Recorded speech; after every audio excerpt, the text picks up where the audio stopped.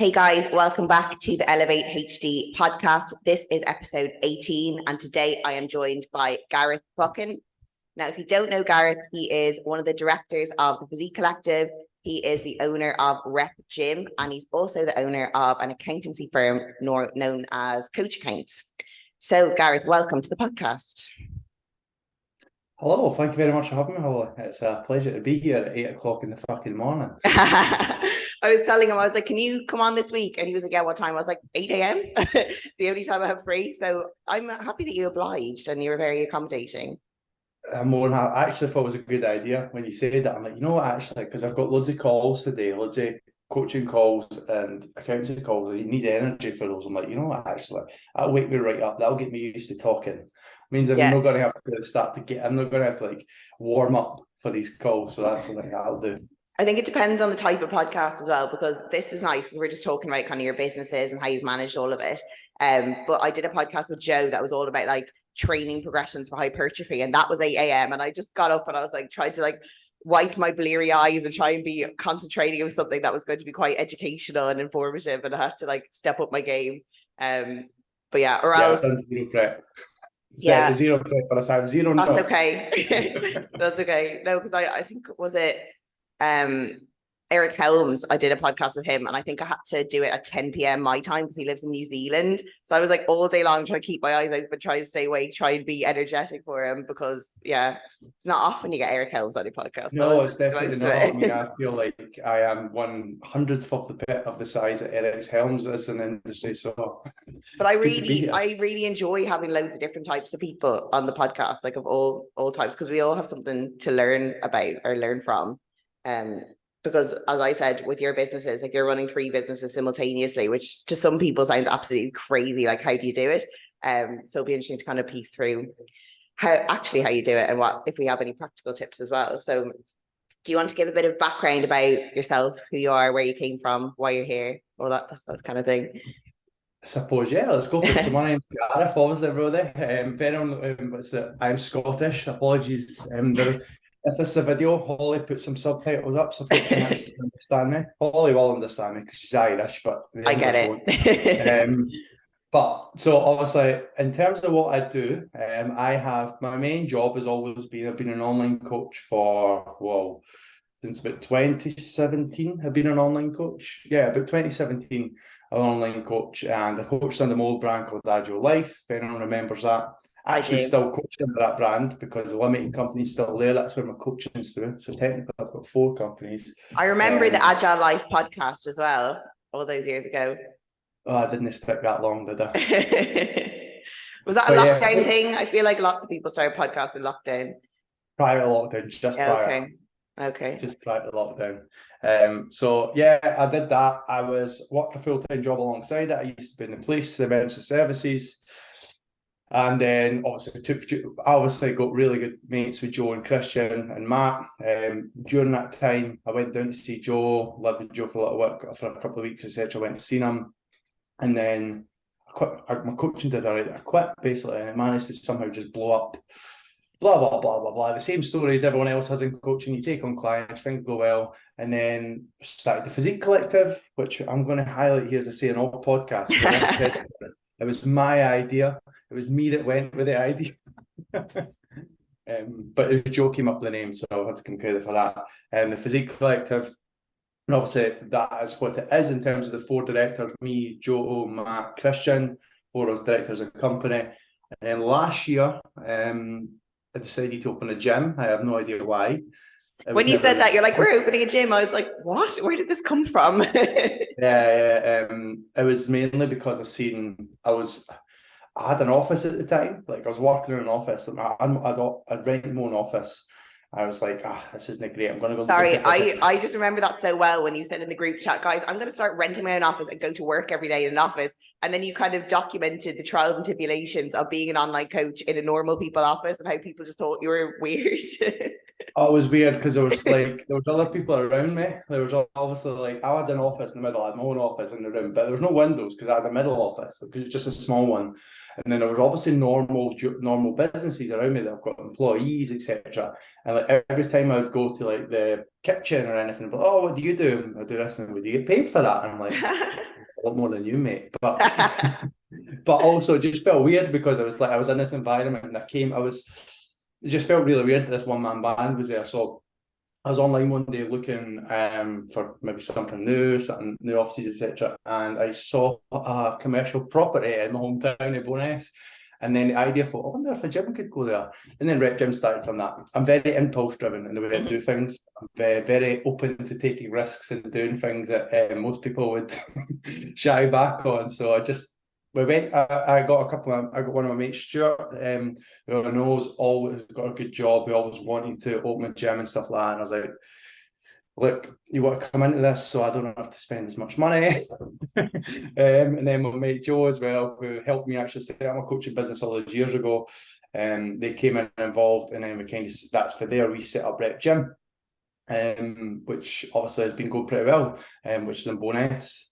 During the whole build up at Rep Gym, I had the idea of coach accounts, which is the business obviously we're kind of like putting 100% of our focus into at the minute, was basically just saw a lack of awareness of people in the fitness industry of their finances, of their accounts, of management of their accounts, and also the prices that some people may charge to give that type of service were absurd. Yeah, the accountants charging £500, £600, £700 a month. I'm going, for what?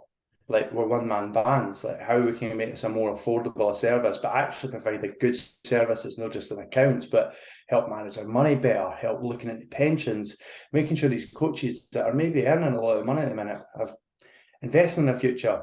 What they're going to do when they're 40-year-old? Do they have a pension in place? Do they have life insurance in place? I was just like, you know what? There's something we can go with here. So I found another mate called Jamie. All these are schoolmates, by the way. I've got this thing where I like to go into business with schoolmates. So Jamie's one of our good mates who is an accountant. That's what he does for a living, obviously, because I'm not. And then Coach Accounts formed, and that's for the last, I think we officially started trading from 15th of November, and for the last 2 months, the business has somewhat exploded since then. So that is a kind of brief synopsis of how I got here. Lots of stuff going on. It's really cool to see, because I remember like a good few months ago, I was messaging on WhatsApp and he said, oh, I have this accountancy thing in the works, like it's going to happen soon. But I didn't know how soon it was really going to be officially launched. And ever since that, since you created an Instagram account, since you're putting out the content, I can just see it just accelerate and just getting bigger and bigger and more popular, and more people are sharing what you're saying, because there is such a gap in the market for accountants that understand the online coaching world, because it is so new. So trying to go to an old-fashioned accountant and explain to them what you do in your bedroom, why you're making so much money, is this a legitimate business? It is hard because they don't have the context, whereas you've been there, you've gone through the whole thing yourself, and you understand the process. You probably made a lot of mistakes yourself, and you can learn from them and kind of make sure other people don't do the same things. Yeah, I mean, ultimately the idea came from, obviously there's a recession across living crisis at the minute for everybody, which is obviously, I think in the last 8 to 9 months has hit online coaches hard. I know it hit my business, it hit everyone's business, it hit a lot of people harder than me, it hit people. So basically, obviously, people couldn't afford coaching anymore. And then what a big realization in the coaching world was, coaches just relied on the fact that they made loads of money, they didn't have savings accounts, they didn't have retirement savings, they never had income, they never had proper insurance in place. They never had plans in place should this business not go well. Because ever since COVID, business has been booming. You know what I mean? People had disposable income to spend. People had money to spend because they weren't spending it in COVID and during COVID. So coaching flourished. And then I was a bit like, right, if this is hitting me, imagine what it's doing to, this is not to sound like bragging, but I see myself as a position where I've coached the amount of people that I'm quite a high level coach. I'm like, what are these guys coming up or at that mid level? Like, these guys might be really struggling, and they're not getting that kind of financial help that they want. They're not getting the proper accountancy help that they want. And then it just kind of solidified that when we just started the company and we had a massive flourish of coaches book calls with us. And every time we went to call, Jamie, who's my accountant, my business partner, came off the call and we were like, and honestly, his reply every time was "holy fuck." Like, that's really, like, these people operate high paying businesses, but are absolute disaster for managing their finances. And that's what he basically says. Like, these guys could be scaling the business high, they could be setting themselves up for the future, but they're just running themselves into the ground. They're going to end up in a really bad position. So I think it was more about, I knew the position where everything was. And then from my perspective, I was like, right, how can we help? How can we help here? Knowing that I must not be the only one that's feeling the effects of the cost of living crisis in terms of our business. So Coach Accounts was born. And also, what was the other thing? I always had this idea, and I'm not going to say I'm a good businessman or not, because I actually have no idea if I am or not, because, like, how do you assess that? How do you actually know if you're good or not? But I've always had this idea in my head, and I've said this since about 5 years ago, right? Online coaching is selling luxuries. So you sell luxuries to people. Basically, all luxury means is it's a nice to have, it's great. Some people really, really value it and really need it. Some people don't. So generally, when money gets tight or they don't value it as much anymore, it's the first thing to go. However, you have necessities. Think of necessities like your electricity, your rent, your council tax. I'm like, how did I get in a business that sells necessities? Because when the recession hits, I still have a business. I can still help. And that's when I thought, right, cool. An accountancy firm, literally every self-employed business will need an accountant. If clients leave us, it's because we've done a bad job, which I hope never happens. I mean, I'm like, how can I get in the business of selling necessities? Because for me, that's it.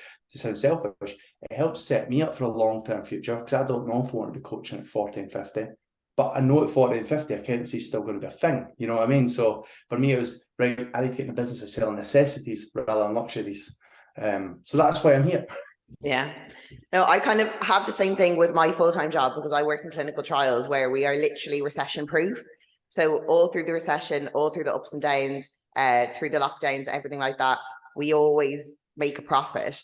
So it is a very secure place to work. Like, I'm never in doubt that I'm not in fear of losing my job or anything like that. But as you said, when you work purely in online coaching, especially when you don't coach physique athletes, because people who coach purely like competitors, for them, they nearly see coaching as a necessity and they do prioritize it because it's important to them. But if you're coaching general population, lifestyle clients, transformation clients, that is something that is a luxury for them and it's a privilege to have. So if their money is tight and they have to explain to their other half why they're spending 200 quid a month on a coach, that's going to be hard, and it's going to be hard to sustain that business. So you're right to kind of diversify your own income into, some necessity. And then you still have the luxury as well because you enjoy it and you like coaching people.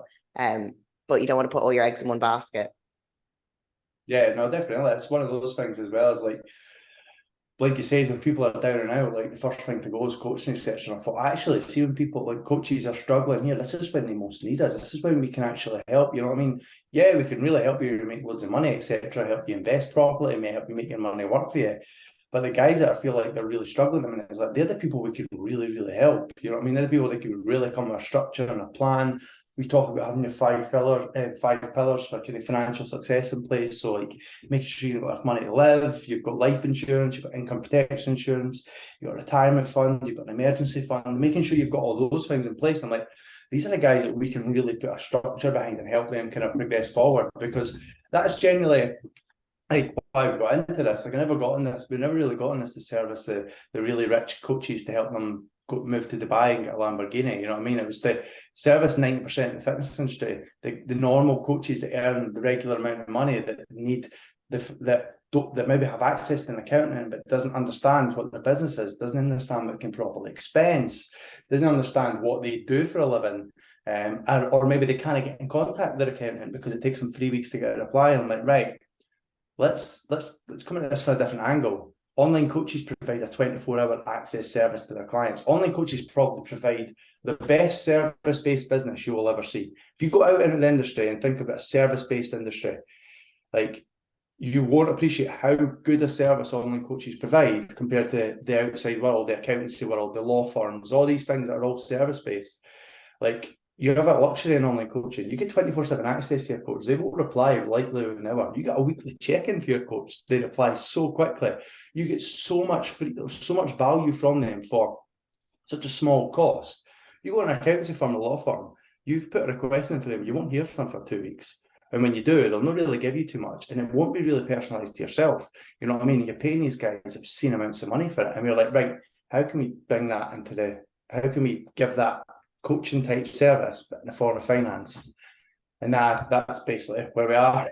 That's No, what we're trying to do. It is a really good idea because, yeah, as you said, like the online coaching service is so special and new in the way in how hands-on it is to its clients. Like there's so many coaches that still give out their personal WhatsApp number to their clients. Whereas what other industry do you see that happening? Like everyone has a work phone, everyone has a work computer, everything is segregated. So the fact that you have, personal access, like some coaches might be in bed about to go to sleep and a client messages them, so they reply straight away. There's no way that would happen in any other industry. And I suppose a lot of it is also driven by how much coaching is such a vocational job. Like you do it because you love it. Like very few people last in it if you do it just because it's well paying. So I think that helps because it's easy to go into a 9 to 5 and kind of do the job and get the salary and leave. Whereas a coaching, you need that passion. So for you to kind of translate that structure of how that works into accounting is really, really interesting because, as you said, like the old school way is just, it's not enough for online coaches because they give so much to their clients. They kind of want to expect the same for themselves. I mean, ultimately, I guarantee you right now, if any coach here goes and speaks to another service-based industry and says, right, and tells them, for my service, I give them 24/7 access. I will reply at 10 p.m. I will reply on weekends. I will reply when I'm on holiday. They will get a check-in every week regardless. They will get a reply same day, etc. Most service-based companies will go, what? And how much do you charge for that? Thousands of pounds a month? No, we only charge a couple of hundred. And they're like, well, that's cheap. But once again, it's because most of these businesses are selling necessities, these law firms and accountancies, because they're things that you need. They get away with that shit service because ultimately it's like, well, I need to go and get them. You know what I mean? Whereas coaching, everyone's fighting for clients because it's a luxury. It's like, well, I want this, I need this client. Everyone's kind of looking for clients. And these old timer services that you physically need, you know what I mean? You move house, you need a solicitor. If you're opening a gym or anything, you need a solicitor. If you're doing your tax return, unless you know how to do them, or you're a limited company, you're going to need an accountant, you know what I mean? If you're going to invest, you're going to need a financial advisor or a mortgage advisor. So like these people, like they're always going to make money because you need to go to them. So they've always just got away with that. Not terrible service, but like lackluster service.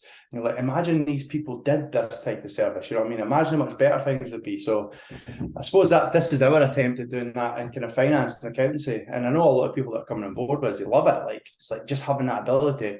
Like we apply at 10 at night. I still give them the same service I give my online coaching clients. They've got a money question at 9 at night.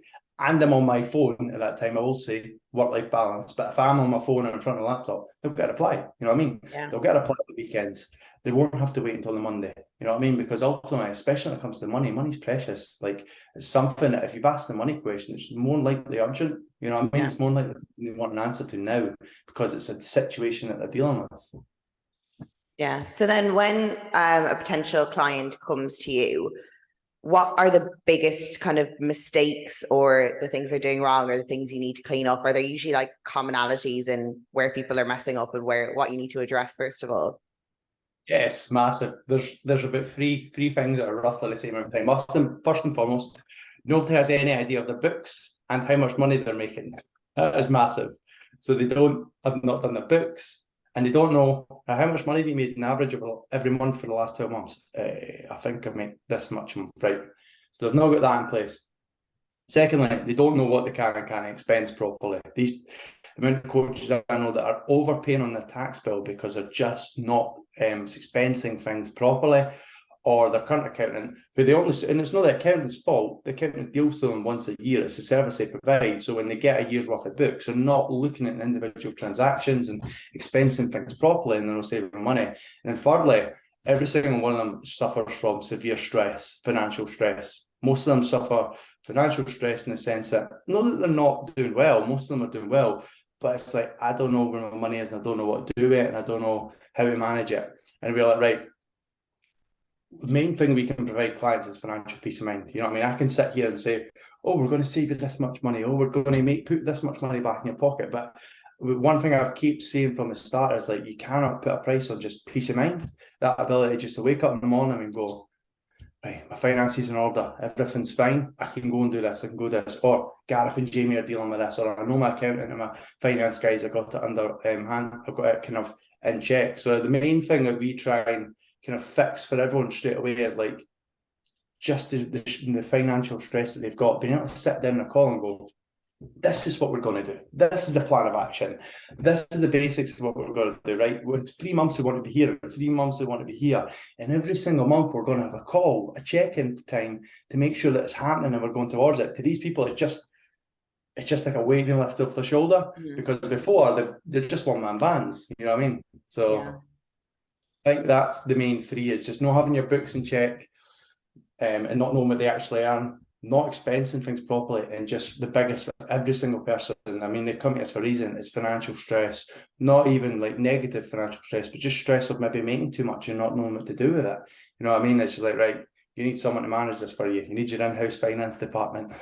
Yeah, it's like the fear of the unknown and the overwhelm that you get, where you just don't know what you're doing. You don't know whether it's right or whether it's wrong, or, you know, because none of us were taught this in school. Like, even people who did like business modules didn't really learn how to actually like start a business and how to manage the accounts and how to do everything properly. Like, it was all really abstract, hypothetical ideas about big businesses that weren't relevant to you. So none of us have the practical practice at all.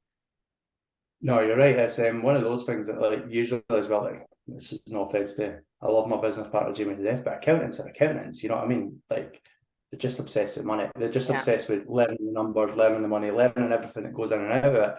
It's a very small niche market that goes towards accountancy. Everyone else is not interested in money. You know what I mean? They don't really, and that's the problem, is when it comes to them at the point where they need to be interested in money, because ultimately their business relies on it, they need to know how the business functions. They've not really got a clue. They need to now go to an accountant. And that's what I say to coaches all the time. You are the captain of the ship. Like, genuinely, remember, if you are, what only coaches don't realise is, if you're an online coach and you're doing 10, let's just say 10K a month, so that's £120,000 a year, right? You are pretty much 100% profit driven. Now, there's things you can expense and should be expensing, and obviously, like, to offset that your tax bill, but you're pretty much 100% profit driven. You don't buy in goods, you don't sell goods, you're a service-based business. Remember, the wood yard in your town that makes £3 million a year probably only makes about 80 to 90,000 pounds a year profit. You are more profitable and more valuable than that massive company that you think about. It's got 10, 15 employees, that's massive, that you think is huge, and they need finance departments and etc. And you're like, no, you actually make more money in them. You probably need that much of a service as them. And I don't think they realise that sometimes, is because you work in this very niche business that can make so much money, you are just as valuable as someone else. But unfortunately, most firms, or most law firms, accounting firms, that service they offer is thousands of pounds a month, because they're dealing with multiple employees, payroll, etc. But with yourself, it's like, if you're making that much money, you need to manage it better. You know what I mean? Yeah. Like, even like the first thing I would think of is like, how many coaches come to you are even registered as a company? Because I would say that's the first thing. No comment. No, I've had a few. Yeah, there is that situation, and a lot of it's just because they just didn't know. You know what I mean? But that's the thing. It's like, sometimes it's not even that they're trying to cheat the system. They genuinely have just not been told, okay, you're starting up a business, you know, you're starting to get an income, you need to register. Like, they might not even have heard that before, because no one's told them. No, that's it. You're right. You don't get taught this stuff. You start in the, I mean, everyone knows this has been in coaching. Most people that are full-time online coaches have come from, I've seen, obviously you've got the coaches that have been PTs for a while that have moved full online. We've got a lot of big, massive branch of coaches that have come for full-time jobs, earning decent salaries, but nothing humongous, but decent salaries, and now moving into this coaching world where their salaries are inflated dramatically, and they're like, oh, right, now I need to do all this. And you don't get your pay slip every month. The HR department's not dealing with your payroll every single month. You know what I mean? Yeah. All that money that's going to your business bank account for your coaching business, it's not yours. You need to understand that. You still need to treat it like you've got a payroll department, like you've got a HR department, all those things. So it's just, that's what we're here for, because ultimately it's been going on long enough now that we need to try and get this through to coaches. We need to start giving them like an actual financial service that actually applies to them. You know what I mean? I'd love in the next year to see like coaches have like everyone know that everyone actually properly start managing their finances. You know what I mean? Like, like a normal business. You know what I mean? We've got an accountant, we've got a bookkeeper, maybe they hire an in-house finance department. You know what I mean? How everyone's hiring VAs and admin assistants and stuff. Why are you not hiring someone internally to do your finances? You know what I mean? Like money makes the world go round at the end of the day. It's maybe not everything, and I know that people go, money doesn't matter. Well, it does matter in the sense that you need it to live, you need it to protect your family, you need it to eat food. So it's very, very important money. It may not be important in the sense of buying Lamborghinis, etc. But what people need to realise is you need to look after your money. Like you really do. It's not just a case of it'll be fine. Because the longer you leave it, the worse it's going to get. Yeah, and that's what scares me a lot is when I speak to online coaches, that their lack of planning for the future was, yeah, maybe right now they're earning 10K months and, you know, they're loving their life, they spend whatever they want. But then I asked them like, oh, like, do you have your pension set up? And they're like, it's almost like an elephant in the room. They just don't want to speak about it. Whereas that's another benefit of like working in a full-time like position, is that that's all taken care of for you. So not only when you get your paycheck do you get all the tax and all that kind of stuff taken away for you, so you don't have to worry about it. But you also have, like, a lot of companies have pension schemes. Like in my company, if I put 6% in per month, they'll match that with 6%. So I don't have to worry about that. That can just kind of tick over. Whereas when you're online coach, that's all up to you. And you don't want to end up like being close to retirement and thinking, oh my God, I haven't thought about this. So, you know what annoys me, Holly, right? This really, really annoys me. And a couple of my mates in the coaching business have this analogy. Like, what's your 5 to 10 year plan? Fuck 5 years, 10 years plan. What's your 50-year plan? I'm living in the now. I'm going, you are a fucking idiot. And they're like, oh, but you never know if you're going to die tomorrow. I'm going, that's selfish. And I mean, what selfish is, you may have a family, you may have kids, you may have a wife, you may have, you know, parents who need you. I'm like, you never, you know what I mean? You're maybe 25 years now. What are you going to do when you're 40? You know what I mean? It's people still going to invest in you when your physique doesn't look as great when you're 40, etc. I get it. You're living in the now, you're living your life, but make sure that you've got plans in place for these things, because especially when it comes to family, kids, parents, like partners, etc. Like, stop being selfish. Like, there's a reason why the richest people you know in the world didn't just wing it. Like, your most successful business people in the world, that these people generally want to emulate. I mean, online coaching at the minute's got this fascination with the daily grind and working 30 hours, like 20 hours a day, and just like grinding, and like, oh, you know, it's like, right, cool. See the people you actually look up to, not these business mentors that try and teach you that. The people that actually do it, that are making millions and millions. Go and look at their portfolio. Go look at how they manage their money. They hire the best experts in the world to deal with that for them, so they don't have to worry about it, so that they actually are covered for the future. And that's what makes them able to progress on. The fact that they've got that insurance, that protection behind them, allows them to take risks. With most coaches at the minute, I say this to them, like, right, if everyone wants to leave you just now, what would happen? I don't know. Right, cool. Have you got an emergency fund there? No. Right. Oh, well, that's not great. So we're like, if everyone wants to leave you just now, you should be in a position where you've got enough money to survive, to either find a new job or to start building your business back up, enough money saved in your retirement that should you go into a new job, that you've not had this massive gap of no retirement income, that you've got income protection insurance in place should you hurt yourself, or should you injure yourself, should you get seriously ill, so you can still get a salary, and make sure you've got something like a life insurance policy in place as well, so that your family don't suffer as much, obviously, if the worst was to happen. So I hate that analogy of, I'm living the now, fuck my 5-year plan, fuck my 10-year plan. I'm like, you are an idiot. Like, that is like, and the problem that I don't like with it is the people that say that are the people that want to be billionaires, or the people that want to really, really be wealthy and do business, like, do well in business. I'm like, you don't do well in business by winging it. Trust me. It might look like it on Instagram that these coaches wing it, or these famous businessmen wing it. I'm like, trust me, they don't. They've got fucking lawyers and accountants and massive departments behind them dealing with this stuff. And then it looks like they're winging it on Instagram because that draws attention. Yeah, but also what I think is the important analogy that, you know, when you are looking to get an online client for coaching, and the client says, yeah, I'm just going to wing it and see how it goes, you know, they're going to come back because you know they're not going to be able to do it themselves, because they need the accountability, they need the expertise from you and the knowledge and the skills that you've taught them. And when they say, you know, I'm just going to go and do my own thing, I'll see how it goes, they come back to you in a month because they can't do their own thing. So you know that as an authority, you can help this person. So why would you not do the same for yourself and remove that guesswork? It's the good old saying, what gets measured gets managed, Holly. You know what I mean? It's like we say this in coach, every coach says this: track your calories, track your weight, we get track your training, it's measured, gets managed. Why in it, right? And this is absolutely no offense. This is bodybuilders don't take this offense, because I know how much bodybuilding means to you, and I've been there. I know it's so precious. But your finances are 100 times more important in your bodybuilding career, because at the end of the day, if bodybuilding was to go, you'd still survive and still live. If money was to go, you couldn't bodybuild anymore. You couldn't. Physically couldn't. So I'm like, why on earth are you being so anal in these things, but you're not being so anal in your money? You know what I mean? I use this term all the time. If you look after your money will look after you. You know what I mean? When times get tough, if you look after your money during the good times, during the bad times, your money will look after you, because you've got enough sitting there. You've got plans in place. So and that's the reason I'm this. This is absolutely nothing against coaches, because I'm a coach.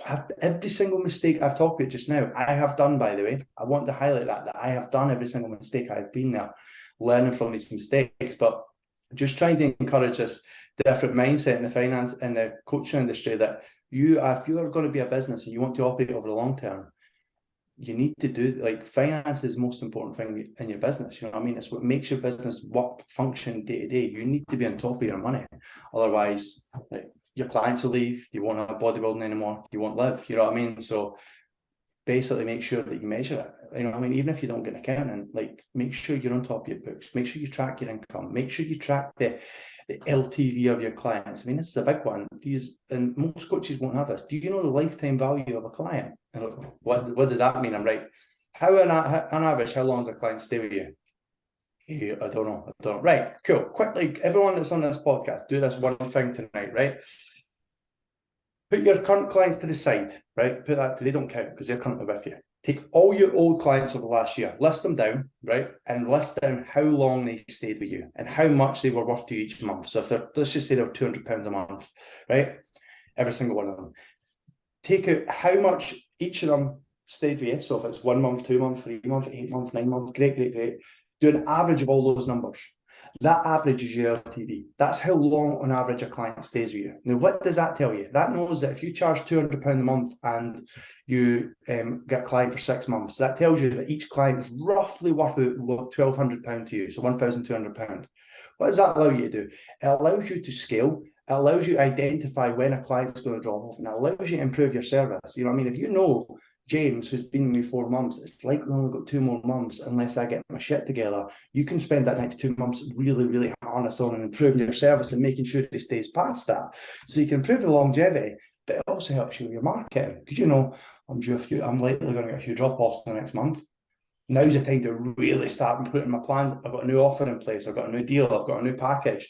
You know what I mean? But if you don't know the lifetime value of a client, how on earth are you going to track when things need to happen? Do you think your big firms, like any company that you see that does advertising marketing, do you think it's all just winged? No. They know exactly when to fire advertising. They know exactly when to hit you to keep you on board, because they track all this stuff. You know what I mean? When you're thinking about to leave a service, and you get that email 2 weeks before that this great offer and this great service is going to be, that's deliberate.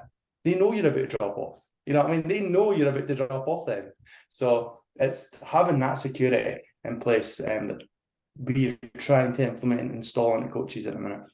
Yeah, it's just like so easy for coaches to bury their head in the sand, because they're like, maybe they just don't want to know the lifetime value of a client, because maybe it's going to be less than they hope it would be. So you kind of have to just bite the bullet and just go for it, because it might be a hard hit the first time to be like, oh crap, like I didn't realize this. But once you have that information, knowledge is power, and you can utilize that to your advantage to make sure that you have it under control and it gets better. That's like analogy in terms of the body weight. Like, if you're only coaching about a client that's struggling at the minute and they're like, I don't know what to face the scale. What's the first thing you tell them to do? Get on that scale. Be accountable to it. So it'll be shit at first, but it'll make you feel better. You know where you're at, and it allows you to really get progressed and motivated. Same with this. You know, track your money, track your LTV, your clients. Yeah, it's not going to be nice, because money is awkward. You know what I mean? It is one of the most awkward conversations you'll ever have are money related, and especially when you have to face your own fears of maybe how your business is maybe not performing as well. But the minute you know your LTV, your clients, you can then look at your current client list and go, 5 of these clients are getting close to that. Right, let's put this in place. Keep them. You know what I mean? If you didn't do that, you're going to lose these clients. So it's very, very important when you do that. So it's just having a systematic approach in place to your business. rather than just winging it. Because online coaching's got away with this kind of winging it approach so far because it was so new, it was such a great service. But online coaching is now starting to get saturated in the sense that there's lots of us, there's lots of coaches, there's lots of different types of coaches. It's been in it's been in the system long enough now that, you know what I mean, like you can't just get away with what you got away with at the start. You know what I mean? You can't just wing it. You need to have an actual business plan in place, because there's coaches out there that are experts in media. There's coaches out there that are perfect videographers that can film the best content. Coaches out there that are great copywriters and great email marketers. And if you're not one of them, you need to make sure that you know everything of your business so you can hire someone to do this. You know what I mean? There's always going to be someone who's better than you at your service, because unfortunately in coaching these days, being a good coach just doesn't cover it. You know what I mean? Being a good coach does not cover it. You need to have everything in your arsenal. Yeah, that's the sad thing, because you used to just be able to say, I'm a coach, and people would come to you. But now, as you said, you need videography done, you need like professional services, you need to make the right reels with the hard-hitting punchlines, you need all the strategies, the marketing, the email lists, everything. You have to go from every single angle to potentially bring on a client. So it is very stressful. And like, as you said, you just can't wing it and say, oh, I'm opening up 5 coaching slots, and then they fill, and then that's it. Like, it is very competitive these days, which can be hard, especially for people who literally just coach because they love to coach and they don't really enjoy that aspect of it. Like, I find the marketing bit, I do it because I know it's important, but it's not my favorite part. As you said, it's like an arms race at the moment, because everyone is getting that little bit better, so you need to keep up with that. Yeah, well, it's like a lot of people feel like, a lot of coaches, I see it a lot, it's like coaches are like, well, this isn't fair. I'm a better coach than him and he's getting more clients. I'm like, that's not how business works for me. Unfortunately, you know what I mean? Like, you could be the best accountant in the world, the best lawyer in the world, the best anything in the world, but if you've not got the proper infrastructure in place, it doesn't matter how good you are. You know what I mean? It's not unfair that this person that's maybe 1/10 of the coach you are, that's got 100 clients. It's because they understand business, they understand the other sides of business. And luckily, online coaching got away with it for so long because it was so new, and everyone was like, oh, I can do this online rather than in person. This is great. But just like anything, the longer it goes on, the more business comes into play, the more you need to actually operate like a normal business. So it's now getting to the point where if you're going to go on online coach, remember, it's not just about the coaching. Coaching's important, it really is, because at the end of the day, if you don't know how to coach, there's a point in being one. But like, that's not going to get you anywhere. You know what I mean? Like, you could be the best coach in the world, but if you're terrible at marketing, you won't have that many clients. So this is where we're getting a completely different subject here, but like, the coaches, remember, your business operates like a business. Like, you think about, if you go into, I don't know, a department of a supermarket, let's go into Tesco, like the offices of Tesco, you've got a finance department, an accounting department, an HR department, they've got a marketing department, they're probably got an email marketing department, they've probably got a social media team. You know what I mean? Like, that's how they make so much money, because they've got so many people are working on these places. You need to make sure that, well, you can't afford that. You are operating on all these fucking levels to actually keep up. Yeah. I think that's what people need to realize, that you can't just be a one-man band for long until you have to diversify, especially if your business is succeeding and you're doing well and you want to like grow it. It's okay to ask for help and to reach out to people who know more than you and are more skilled than you at that. So I think that is hiring as well. Like, a lot of people don't hire. I did it in coaching. I did not hire in coaching, and I should have. I got to a level of coaching where I was literally just waking up check-ins all day. Never really dealt with the back end stuff. Never really dealt with the marketing well. And obviously, you see a drop off because you're no longer marketing anymore. You've got too many clients. And like, see, when this is the one thing I do like with business mentor. See, when a business mentor tells you to hire very, very early, there's a reason behind that. If you're proactive about it and you put the infrastructure in place, it means you can actually handle the scale of your business. Because I had been there at the point where I did not hire, and I got to a point of coaching, which was good, but I couldn't scale. I couldn't scale. Why? Because I had no fucking time. And then if I was to bring someone into my business, I had no time to train them into my business. So when maybe you are earning, I don't know, 4 or 5K a month, and you get somebody say, right, hire an admin, or hire another coach, or hire this, like, do it. It takes money out of your pocket and you can't spend it. But ultimately, the whole point of it is, see, when you get to 10K, you've got infrastructure in place so you can deal with it. Otherwise, you just limit yourself in your business, you know what I mean, how much you can actually deal with. So having the proper, like, this is why a lot of coaches now come to us from business mentors because they see it as, I've got my business guys, so whoever your business mentor is, who deal with essentially help growing your business, my finance guys. So these guys help me manage my day-to-day finances, make sure I'm properly secured, make sure everything's done properly. And you've got these business guys helping scale. And then we work with a lot of business mentors now as well. Like we do well, like Ollie Carson in particular, we do well with his clients. And we've got a kind of like partnership going with him where obviously he'll get his clients to maybe scale, hire, whatever it is that their business he wants them to do in the business. We are involved in that conversation because we can sit there and go, well, this person can do this, they can't afford this, or blah, blah, blah, because a lot of these business mentors maybe don't take the personal finances into account, the debt they've got, or the savings goal for the mortgage they've got. So, like I said, I think it's very important that you have that infrastructure in place. You've maybe got the VA or the admin assistant, the business mentor, the finance team, which would be us, like the accountants, because at that point, you just get focused on doing the shit that you love. You've got other people doing the other things for you. Yeah, that is an interesting segue into what I was going to ask as well, because obviously, as I mentioned earlier, you run basically 4 different businesses now. So how do you manage that? Because you said you didn't hire when you should have, but now you're running a gym, you're running the Physique Collective, you're running Coach Accounts, you're running your Agile Life. Like, how do you manage all of them? Not very well. I have a mental breakdown. To be fair though, right? There's only one business I'm the sole owner of, and that's my Coaching Agile Life. I'm the only person involved in that business. Physique Collective, Joe, Christian, Matt, I'm involved with in that. So there's a shared amount of work being done. We've got obviously our athletes, we've got coaches that we work with, we've got Jazz who does a lot of our marketing stuff. So like I say, that I manage that quite easily because it's only a small percentage of stuff that I need to do. The gym, I've got 2 business partners in the gym, 2 of my mates. So like being in the gym in the evening, I've got Stuart that's there, Joe's in at the weekend. So like again, I can deal with a lot of the back end stuff and being the kind of face of the brand, which takes a lot of pressure off. And obviously with Coach Accounts, like Jamie's the money man. Like I'm not the guy doing your books. I'm not the guy doing your tax return. That's Jamie because he's the one qualified. That's one that's literally the expert in that field. You know what I mean? So like with that perspective, I'm not wholly just running the companies. I think what my kind of role in the forum is being the idea guy, the guy that just helps. How do we go here? How do we get here? Progressing on. So front of house, I like to call it. If you've got a restaurant and you've got your front of house, that's me. That's what I am in these businesses. So yeah, I mean, managing it is, I won't lie, it's not easy. It's not easy. Like you could ask my wife, I have a mental breakdown probably every 2 weeks. Like I overreact to things in terms of just get stressed very, very easily. But one thing I think skill that I've got very well is I can wake up next day and just go, right, fuck this, back on it. And I've just got that resilience to just never give up. Like just, right, cool, bad day. I'll have that bad day, I'll sulk, I'll feel terrible, I'll be depressed, whatever it is. I'll just feel like everything's on top of me and I wish I just had a normal job again and I didn't have to deal with this. But the next day I'll wake up and slap myself in the face and go right back to it. That's probably the difference of how I can manage it, is just that ability to just eat shit and just deal with it. Just get on with it. Yeah. And then in terms of like the gym itself, like how do you find that? Because I've heard that establishing / running a gym is incredibly stressful and sometimes there's a very low return.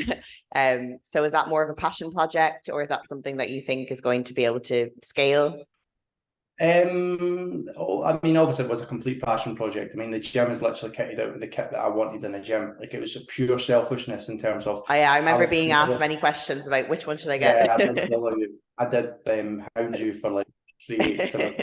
But so that helps. It was a passion project. The kit, I got all the kit, the Nautilus, the Cybex, all that stuff that I wanted. So that made a passion project. In terms of running the gym, the setup was horrible. The whole process of getting the gym, we did it all ourselves, manual labour jobs, etc. Like I spent 12 hours a day in that gym from April to June, and that was my life. It consumed everything. So, but in terms of the day running of it, I mean, very fortunate in the sense that I didn't just come up with the idea to make a gym. Like I looked at the business opportunity of a gym and like, well, the town I live in, there is no gyms. Right. So I'm just a bit like accountancy. I'm like, right, cool. I'm making a necessity. If people want to go to the gym, there's no choice. You know what I mean? There's only one place they can go. So that was the idea behind it. Cool. The town needs a gym. This is great for my town. But obviously for me, it works better in the sense that they've got to go. This is the only place they can really go, that they don't need to drive 15, 20 minutes to.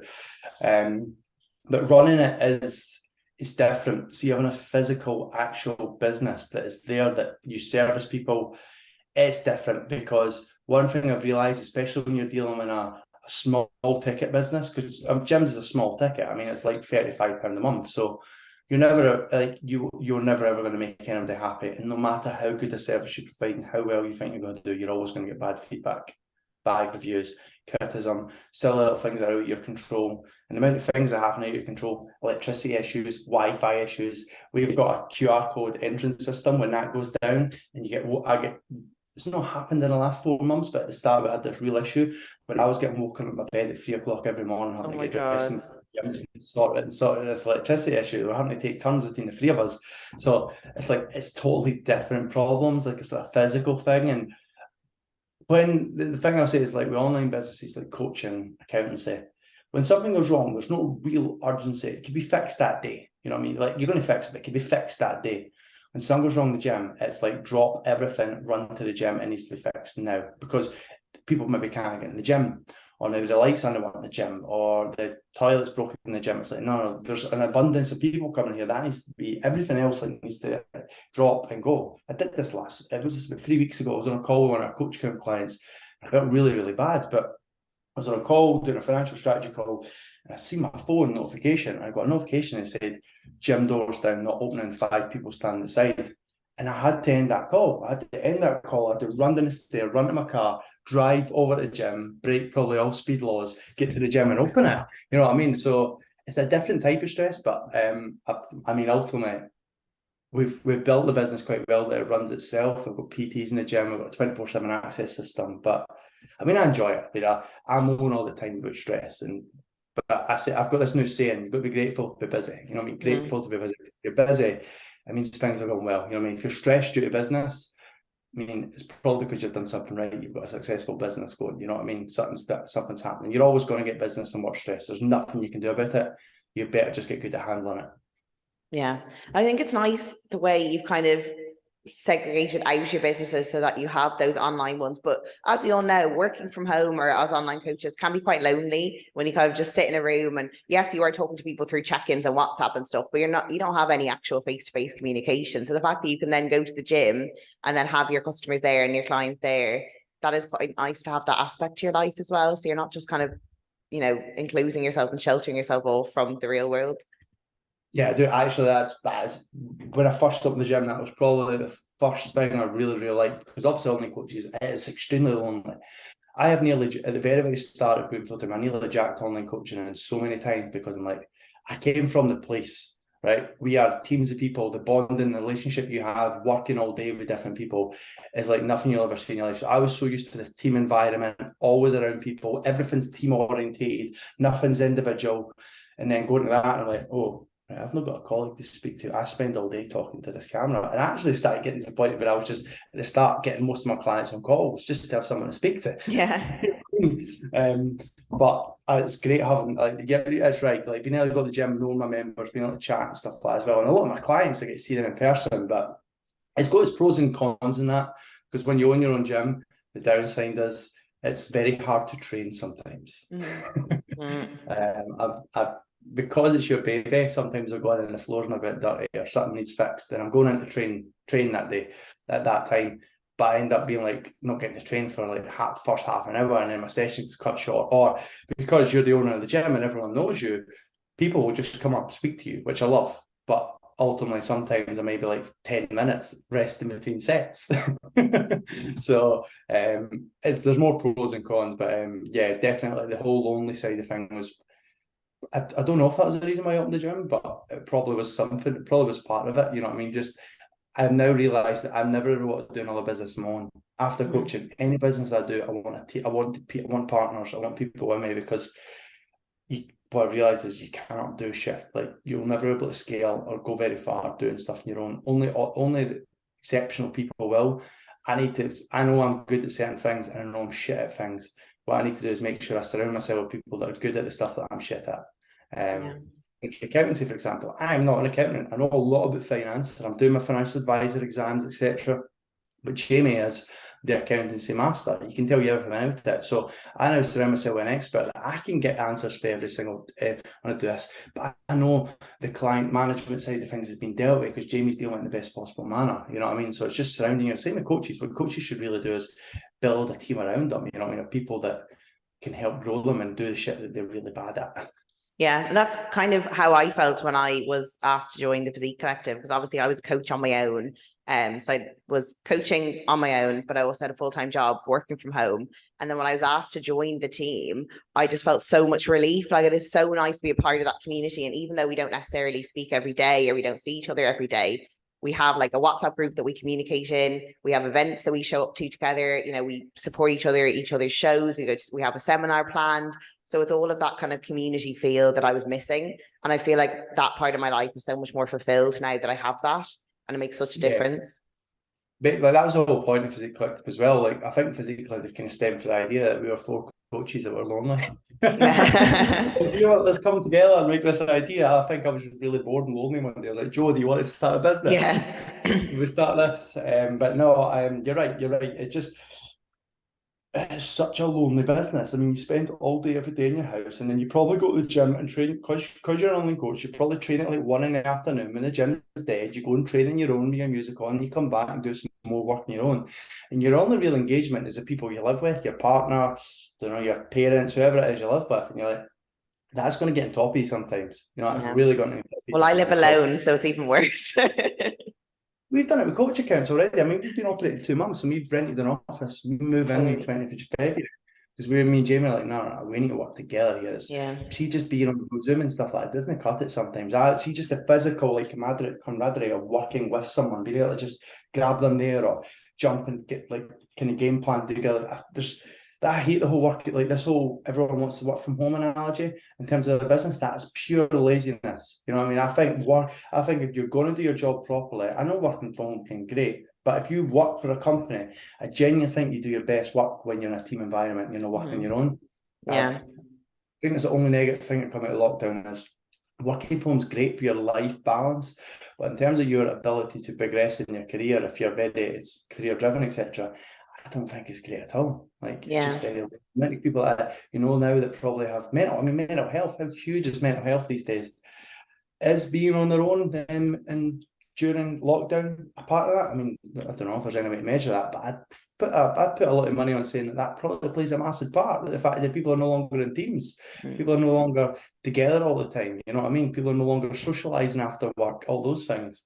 I'm going on a completely different tangent. That's fine. No, it is interesting. It's true. And that's why I feel like if you are an online coach and you do work from home, you need to be quite proactive with that in terms of like making sure you meet up with people, or, you know, going to a co-working space or going to the gym at a busier time, because, you know, you're going to talk to people. Whereas it kind of propagates itself. The lonelier you are, the more you want to be alone, then the lonelier you are, and the less you want to see people. So it is important to kind of break out of that cycle and just like purposely go out, do things, meet people. And that's what I've had to do since working from home and living by myself. And I've just moved into a house, so it feels even more like I'm on my own. So like doing my best to like make my life fuller by the podcast is massive. Like, you know, meeting up with you on a Friday morning, you know, I feel like I've had a meeting that's really nice. Going to the gym at a busier time, even if I have to wait for equipment, it means I get to chat to people, busying my weekends, things like that. It makes a big difference. And then you don't mind being alone when you have to be alone. I had this idea about a year ago and I've not done it, and I probably won't do it, and I hope someone who listens to this steals it and does do it. And I will sue you in 10 years' time. But I had this idea of collective coaching together, like basically shared office or working spaces where coaches met up and did their work and check-ins together. Because I think at the minute, online coaching, it feels like everyone's enemies. It feels like, oh, he's my competitor, he's my competitor. I'm like, there's enough clients in the world to service you all. You know what I mean? You should be using each other. Like, imagine just like 5 or 6 coaches who live locally together, all meeting up in office space, all doing check-ins, all throwing ideas at each other, all helping each other with their content, all filming for each other, all maybe afterwards going to the pub for a pint, maybe going and training together. Like, how much of a better environment did that create for online coaches? So I had this idea and I had no idea how I was going to scale it or do it. So I might do it if someone else doesn't steal it or listens.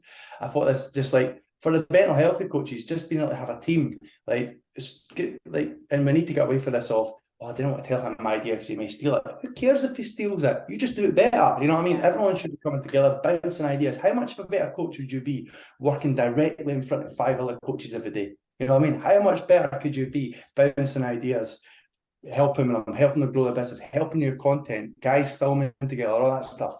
I guarantee your business would flourish a lot more. So encourage if anyone to try and maybe get a group together with coaches and that to do something like I wish I could have done that, but I'll somehow live in a town that has no fitness, no coaches around me. But ultimately, if you live in city centres, or I know like the Midlands is very, very popular in the fitness industry, etc., you should look into stuff like that. Like get shared space office. Maybe everyone stick 50 quid in a month and get an office, and everyone goes in and works there and just creates an actual team environment. You know what I mean? I guarantee that would make a difference for people who maybe suffer from mental health or just feel really lonely or really struggling in business. Like you're struggling in business because you've not got anyone to bounce ideas off. Yeah, it's interesting you say that, because there is an apartment block in Manchester city centre that pretty much all the Irish people from, you know, moving to the UK are moving into. So all the online coaches are like immersed in this little area, but they have like a co-working space in that apartment block. They have a pool, they have a sauna, they have a coffee shop. So they kind of have this little community that they've developed for themselves. And they've formed this bubble, and it seems really nice, and it feels like they all have this kind of synergistic effect on each other, where they're all kind of community building and working together and kind of being successful together. It is quite nice. And all those Irish coaches are flourishing. Yeah. Mike, Ross, they're all living in the same apartment block. The businesses are all blowing up. Yeah. Why? Because they're helping each other. You know what I mean? If Ross is struggling in this, Mike will help him in this. If Mike is struggling in this, Dara will help him with this. You know what I mean? Yeah. That's what you want. You know what I mean? Coaches should be seeing each other not as colleagues rather than competitors. You know what I mean? At the end of the day, there's enough people out there. There's enough people in this world to serve us. You know what I mean? So that's great. I never knew that, but ultimately I think that's fantastic. And if they steal my idea, I will be suing every single one of them. Yeah, if they listen to this, they should get on board and start it. I won't be responsible. But yeah, take a leaf out of the Irish collective coaches. That's it. I'm trademarking it right now. Yeah, you should better go trademark it now while you get off the call before I publish it. But yeah, no, that's really interesting. So Gareth, where can people find you? Tell us about, actually, I think we should talk about the Physique Collective seminar, which is coming up, and then we can talk about where people can find you. Right, so is it the 7th of March? Or am I right in saying? 5th, isn't it? It's a Saturday. Sorry, my dates are bad. Physique Collective are doing the Advanced Competition Prep Seminar on the 5th of March. No, it's the Saturday. 4th. Sorry, it's the 4th. It's a Saturday. 4th, sorry. I'm messing this up. At the NEC in Birmingham. It is going to be a comprehensive seminar where we're going to teach everything about contest prep, everything regarding training, PEDs, nutrition, lifestyle, mindset, everything that you need to basically either coach yourself or to coach your clients. This is going to be an in-person seminar. There's loads of goodies, guest speakers, freebies. I mean, for the price, I think we're £199 for the set for the actual event. I think that's like a steal for what you're going to get out of it. So that tickets are still available. The 4th of March, grab them before they sell out, because we have sold quite a lot, to be fair. We're not too far off. So if you grab them, and finding me, multiple places. Instagram me, Gareth_Physique Collective is where you can get my Instagram. If you want to join coach accounts, we've got an Instagram called Coach Accounts. If you want to join the Physique Collective website, go on physiquecollective.com or join us on Instagram. If you want to join coach accounts, go on coachaccounts.com. If you want to join Rep Gym, go on repgym.co.uk. Sensing a theme here. Yeah, I've got multiple websites. If you want the all-in-one to find everything about what I do, just go on my Instagram and I've got all the links to everything there. But yeah, ultimately, thank you very much for having me on, Holly. It's been an absolute pleasure. Set me up for the day. I'm ready to go now. Yeah, you're feeling riled up and energetic and excited. Yeah, I've got my first call at 10. I've got check-ins to do between now and 9 and 10. And I've got calls from 10 till 2. And then I think I've been working till about 8, 9 p.m. most nights, and I think I will be tonight. So I've got loads of marketing stuff. I've got a marketing guy that sets me tasks. Okay. And, like, it's not a mentor, it's an actual marketing guy. And I've got things that I need to do, like little shitty all the tedious bits and pieces. Oh yeah. Like it's things like when I have to like edit a reel and I have to bring myself to like, okay, I have to do this now, like get in the zone to edit the reel, because I have to listen to myself say the same thing over and over and over again. No, it's horrible, yeah. But it's all fun and games, it's all part of the business. So yeah, thank you very much for having me on. No problem. Thank you for coming on. And guys, thank you so much for listening. If you did tune in and you did enjoy it, please take a screenshot, share it to your story, tag myself, which is Holly_Physique Collective, and Gareth, which is Gareth_Physique Collective. We would really appreciate it. And yeah, please join us on the seminar day. It's going to be very fun, and I'm excited to see you all there. And I will be speaking, Gareth will be speaking, we'll all be speaking and sharing our knowledge and tips for you guys. So yeah, thank you so much for watching, and we will talk to you soon.